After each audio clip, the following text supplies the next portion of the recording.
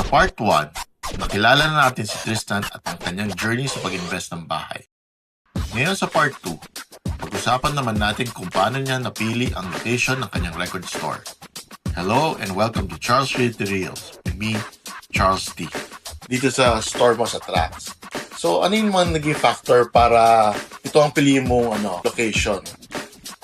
Trax, ito accidental na din kasi since we bought nga house here in Rancho, Marikina, palagi lang ito na dadaanan. This is in front of the church here, a local church, Catholic church.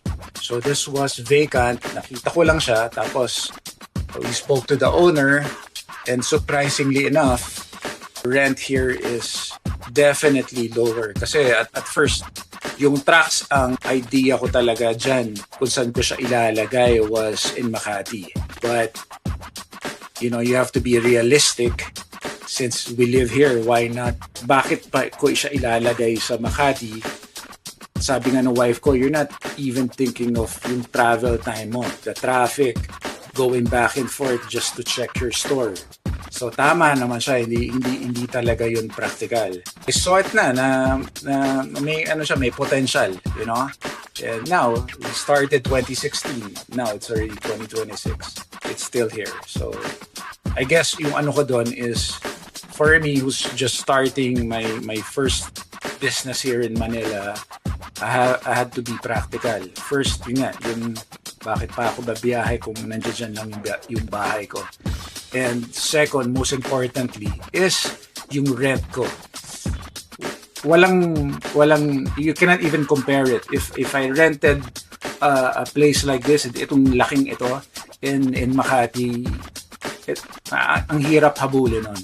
Not like here if I'm in Marikina. I could say it's affordable. Not only that, Marikina, yung government ng Marikina,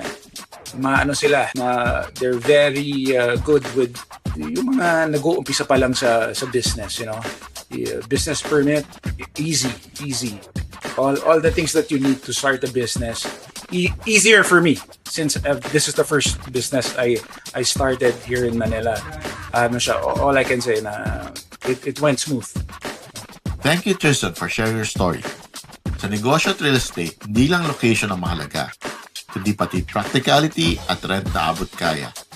Tulad ng kwento ni Tristan, isang simpleng opportunity sa kanyang sariling community ang naging simula ng isang negosyo na tumagal na ng halos 10 taon, patuloy pa rin hanggang ngayon. Once again, this is your property expert, Charles T.